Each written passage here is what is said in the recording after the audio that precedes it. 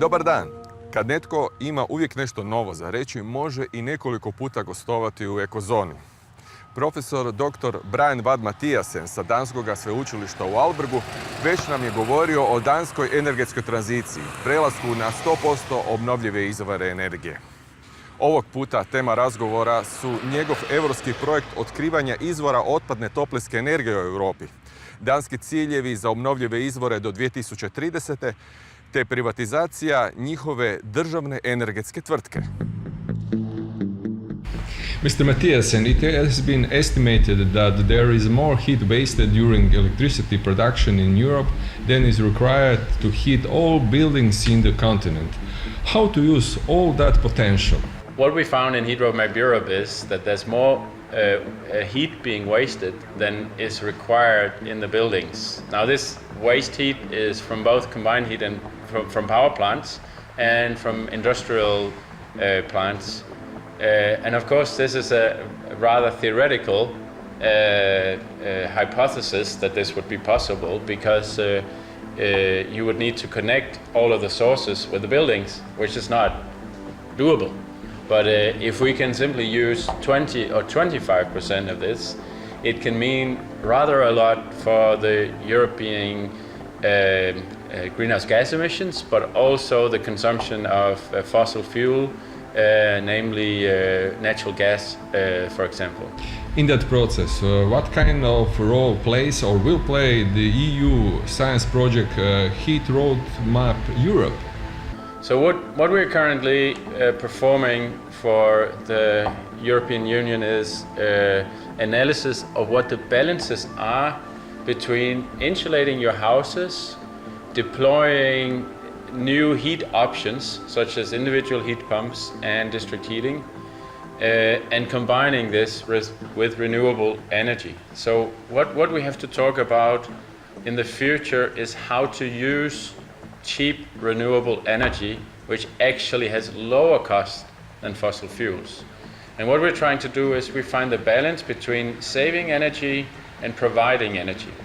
And this is a complex analysis, you could say, because you need at the same time to see where are the waste heat sources in the current system. So we're very careful about not overestimating the potential in the recommendations that we make, but at the same time trying to illustrate that we can use waste heat resources. To me it's very clear that the current heating and cooling system in Europe is extremely inefficient, and we can do rather a lot to improve that, which will have an impact on the economy of the member states in Europe, but also on the geopolitical issues such as the import of fossil fuels, including the import of gas. What kind of payback are showing the examples of smart district heating in Denmark, if there is any? Currently there's actually still an expansion of district heating going on in Denmark. So we have around 55 to 60% of all heat demands is covered by district heating, but still there's a rather large potential in Denmark to increase this. Namely in houses where they have a natural gas supply at the moment, which is 300,000 to 400,000 households.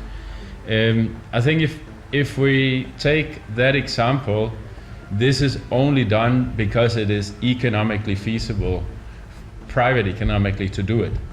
But this of course requires that you are able to make those investments and that you have access to cheap loans, because providing heat via thermal grids is a costly affair upfront, but in the running of such a facility, such an infrastructure, the operation costs are rather cheap. So what Europe and also here in Croatia you need to consider is what is the institutional organizational setup to expand a thermal grid and to cover the upfront costs, because this is of course rather important. What we see when we compare different member states is that the ownership is rather important. So if you have a local ownership and a system where the profit margin is low, then you will have wider spread district heating because the investments are so large. If you have a large profit margin on the thermal grids, in some places the profit taken out of the system is maybe 15 to 20%, then the expansion level is very, very low. So it's a societal decision. Do we want to have cheap heat for our citizens, or do we want to have a more vulnerable, expensive heating system where, for example, if the gas prices increase or decrease, the citizens are exposed to this. So that's a societal choice that we have to make. On the website of your project, you are mentioning also the low carbon cooling system. How the smart low carbon cooling system will look like? So first of all, I think it's important to understand that many people say heating and cooling in one sentence. And this is a bit wrong, because heating, even in Southern Europe, is much, much more important than cooling. If we take countries like Cyprus or Greece or Spain or Portugal, we will see that cooling is actually significantly less than heating. So we need to divide these things. Having said that, the potential for cooling improvement is rather large, specifically in city centers where you have large office buildings or malls or something like this, or different educational buildings. Often they will have heating, often they will have cooling systems that are based on air conditioning or electricity consumption. And if you introduce district cooling, the private economic payback can be between 5 to 8 years. But it requires, again, that you have a possibility to set up a district cooling system, because it is, of course, expensive. On the other hand, because you're replacing a very, very large electricity demand with a much, much lower one, maybe 40 to 50% of the original, then the savings are also extremely large. So the potential for district cooling is really huge. And what you can use district cooling for in a renewable energy system is to use electricity at times when we have electricity from solar power or from wind power, and store this in cold storages. So we store the energy in water, and then we use it when we have to use it, but we are flexible according to when we have the renewable energy. And this, of course, provides an additional benefit with district cooling compared to air conditioning, where air conditioning really has a large peak. The cooling, you can choose district cooling system, you can choose when you want to use your energy. So this is very intelligent way to design your energy system, and it also provides businesses with really cheap cooling compared to the other option. Did you analyze waste heat in Croatia? How big is the potential in our country? For Croatia, we did analysis previously in a project called Stratego. The reports are online, and what we found was that there's rather huge potential for doing energy savings. So your building stock can be renovated, which will create local jobs for masons and carpenters and the building industry. And there's a potential to save up to 40% of the current demand in buildings. And what you need to then do is to identify what the options are to heat those houses. And what we found was that there's a potential to increase the district heating level from the current, I think you have 15 to 20% of the heat market is with district heating. I would say that could be increased to maybe 40%. And this, of course, would be a societal benefit for Croatia, because you would be able to use more waste heat from natural gas power plants or from industry, but you would also decrease the gas consumption for individual household level boilers.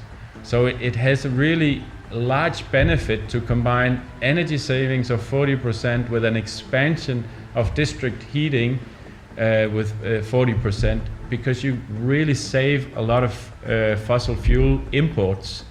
So your economy will gain from this situation. Could you explain us the main points of the new Danish energy strategy? How is it connected with your transition to 100% of renewable energy system? Is there any dispute in the Danish society about it?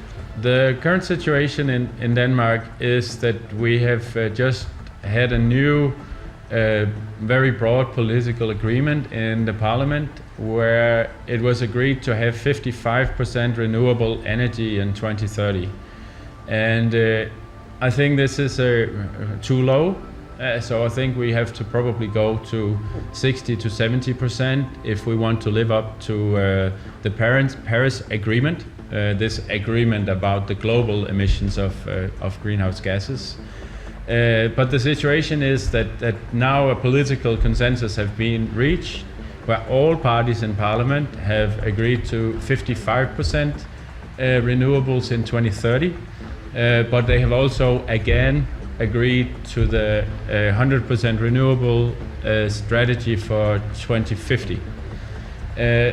Now, as some people, they look at this country in the far north and they think, oh well, you just agree on everything.